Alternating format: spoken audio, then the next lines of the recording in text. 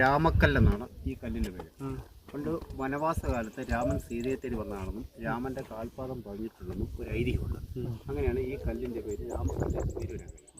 ഈ കല്ലിലേക്ക് നമുക്ക് കടന്നു പറയണമെങ്കിൽ അവിടുന്ന് രാമകൽമഠ ആ ജംഗ്ഷനിൽ നിന്ന് 1 കിലോമീറ്റർ നടന്നെങ്കിൽ മാത്രമേ മേടി കയറാൻ പറ്റും. 1 കിലോമീറ്റർ നടന്നു കയറും.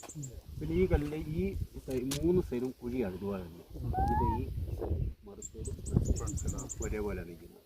ഇതൊരു 3600 അടി ഉയരത്തിലാണ് ഈ കല്ല് നിൽക്കുന്നത്.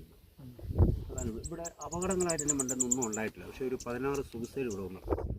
അതായത് ലാസ്റ്റ് കാണുന്ന ഒരു കോട്ടയംകാരി പെണ്ണും ചെറുക്കനും വന്നിട്ട് പിന്നെ ആ കാണുന്ന ഒരു കുത്തുപോലുണ്ടോ, അതിൻ്റെ ആ കുത്തുപോ പോയിട്ട് ആ എൻഡി ലാസ്റ്റ് ആ താഴെ സ്റ്റെപ്പുണ്ട്. ആ സ്റ്റെപ്പിലാണ് കയ്യായിട്ട് ഒരു ഷാൾ കെട്ടിയിട്ട് താടി അടിക്കുന്ന ഒരു 2 സെക്കൻഡ് കൊണ്ട് തന്നെ ആളും പിടിയാവും. പിന്നെ അവിടുന്ന് ആൾക്കൊരു എടുത്ത് കൂട്ടാറുണ്ട്. ഈ കാണുന്ന ആ ചുവപ്പ് പോലെ കാണുന്നത് തമിഴ്നാട് പച്ചക്കറി കൃഷികൾക്ക് വേണ്ടി ഉഴുതെത്തിക്കുന്ന മണ്ണാണ്. പിന്നെ ആ ചെറിയ പച്ചപ്പുകൾ കാണുന്നതെല്ലാം അവരുടെ ഓരോ കൃഷികളാണ്. പാവയ്ക്ക, ഓരോരോ പച്ചക്കറി കൃഷികളാണ്. പിന്നെ ആ കാണുന്ന വലിയ പുളിമരങ്ങളാണ് അതെല്ലാം. പിന്നെ അപ്പുറത്ത് കാണുന്നില്ല തെങ്ങും തോപ്പുകളും 10, 60, 70 അടി ഹൈറ്റുള്ള തെങ്ങും തോപ്പുകളും പുളിമരങ്ങളാണ്. അത്ര ഹൈറ്റ് ഉണ്ടല്ലേ ഉണ്ട്. പിന്നെ ആ കാണുന്ന ബോംബെ എന്ന് പറയുന്ന ഒരു ടൗണാണ്. അത് 10, 6, 7, 8, 10 നിലയുള്ള വലിയ ബിൽഡിങ്ങുകളാണ്. പക്ഷെ നമുക്ക് ഇത്ര ലോങ് ആയതുകൊണ്ടാണ് അത് നമുക്ക് ചെറുതായിട്ട് തോന്നുന്നത്. സ്റ്റെപ്പ് കൂട്ടി തോന്നുന്നുണ്ട്. പിന്നെ ഈ കാണുന്ന ആ വഴി ഇതൊരു അമ്പലമാണ്. ഈ അമ്പലത്തേക്ക് വരാനുള്ള വഴിയാണ്. ആ അമ്പലം എന്ന് പറഞ്ഞാൽ മധുര മീനാക്ഷി ക്ഷേത്രത്തിനോട് സാമ്യമുള്ള ഒരു അമ്പലമാണ്.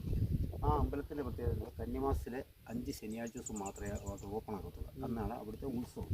പിന്നെ ഈ കാണുന്ന ഏരിയ എല്ലാം ഒരു തേനി ഡിസ്ട്രിക്റ്റിൽപ്പെട്ട ഫോറസ്റ്റ് ഏരിയപ്പെട്ടാണ്. ആ സ്റ്റാച്യുവിൻ്റെ ഇപ്പുറത്ത് ഇങ്ങോട്ടും പിന്നെ ഇവിടുന്ന് ആ കാറ്റാടിയൊക്കെ കേരളത്തിലാണ്. അതിൻ്റെ ഇപ്പുറം ഈ ഭാഗങ്ങളെല്ലാം തമിഴ്നാടിൻ്റെ സ്ഥലങ്ങളാണ്. അതുകൊണ്ട് നമുക്ക് ഇവിടെ സേഫായിട്ടൊന്നും ഒരു കമ്പ്യൂട്ടറൊന്നും വെക്കാൻ പറ്റത്തില്ല. അവർ അനുവദിക്കത്തില്ല. തമിഴ്നാട് വരെ സ്ഥലം. ഇതെല്ലാം നമ്മൾ ഉപയോഗിക്കുന്നത് തമിഴ്നാട്ടിലാണ്. അതാണ് അത്യാവശ്യം കാര്യങ്ങൾ.